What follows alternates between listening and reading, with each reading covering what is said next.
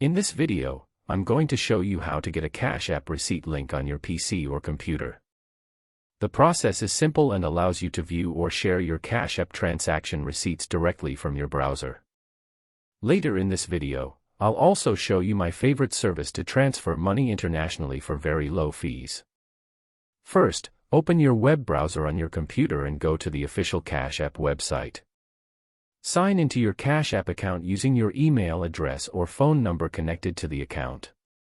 Once you are logged in, go to your activity or transaction history section. Here, you'll see a list of your recent Cash App payments, transfers, and purchases. Select the specific transaction for which you want the receipt link.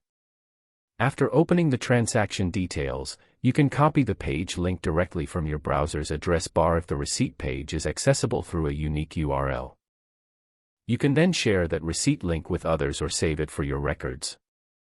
If a direct shareable link is not available, you can also print the receipt page or save it as a PDF from your browser. Now, if you want to try my personal favorite money transfer service, I recommend using MoneyGram.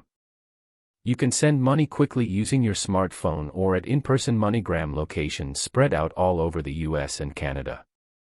Click the link in the description to download the app and try it out.